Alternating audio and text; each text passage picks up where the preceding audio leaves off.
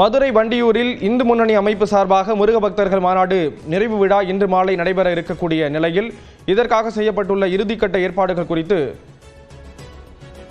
நாம் பார்க்க இருக்கிறோம். அந்த மாநாட்டுக்கான இறுதிக்கட்ட பணிகள் நடைபெற்று வருகின்றன. மாலை மாநாடு நடைபெற இருக்கக்கூடிய ஒரு நிலையில் அங்கு பக்தர்கள் கூடியிருக்கிறார்கள்.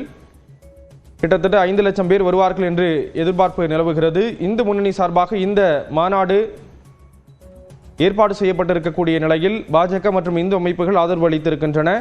தொடர்ந்து பல்வேறு பக்தர்களும் கடந்த சில தினங்களாக அந்த பகுதிக்கு வந்து வழிபட்டு வருகிறார்கள். குறிப்பாக அறுபடை வீடினுடைய மாதிரி அங்கு அமைக்கப்பட்டிருக்கிறது. இந்த நிலையில் தற்பொழுது அங்கு இருக்கக்கூடிய நிலவரம் தொடர்பான விவரங்களை வழங்குவதற்காக செய்தியாளர் ரகுவரன் மோடு இணைப்பில் இணைகிறார். அவரிடம் பேசலாம். ரகுவரன், இப்போதைய சூழல் என்ன? மாநாட்டுக்கான ஏற்பாடுகள் எந்த அளவில் இருக்கு?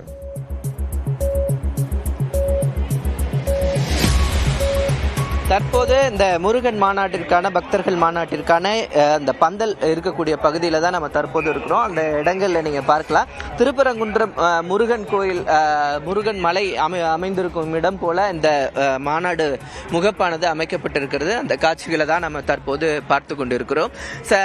கடந்த 16ஆம் தேதியிலிருந்து இந்த முருக பக்தர்கள் மாநாடானது நடைபெற்று வந்திருக்கக்கூடிய சூழ்நிலையில் இறுதி நாளான இன்று முக்கிய தலைவர்களாக ஆந்திரா மாநிலத்தினுடைய துணை முதல்வர் அவர்கள் வந்து பங்கேற்க இருக்கிறார் மற்றும் மத்திய அமைச்சர்கள், ஆளுநர்கள் உள்ளிட்டோர் வந்து பங்கேற்பதற்கான ஏற்பாடுகள் செய்யப்பட்டிருக்கு. மேடையில் மட்டும் பார்த்தீங்கன்னா சுமார் 200 பேர் போல அமர்வதற்கான ஏற்பாடுகள் எல்லாம் செய்யப்பட்டிருக்கிறது.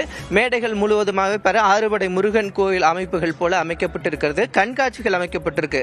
அதாவது 6 முருகன் கோயில் இருக்கக்கூடிய முருகன் போன்ற இந்த கோயில்கள் அமைப்பு போன்ற இந்த அமைப்புகள் எல்லாம் இங்கே ஏற்பாடு செய்யப்பட்டிருக்கிறதுனால காலையிலிருந்தே பார்த்தீங்கன்னா ஏராளமானவர்கள் வந்து அந்த முருகன் கோயில் அமைக்கப்பட்டிருக்கக்கூடிய பகுதிகள் எல்லாம் ஏராளமானோர் வந்து பார்த்துட்டு இருக்காங்க.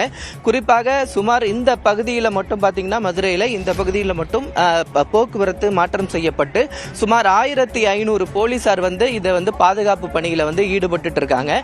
குறிப்பாக இந்த வாகனங்கள் சென்று வருவதற்காக 3 தற்காலிக வாகன நிறுத்துமிடங்கள் வந்து அமைக்கப்பட்டிருக்கு.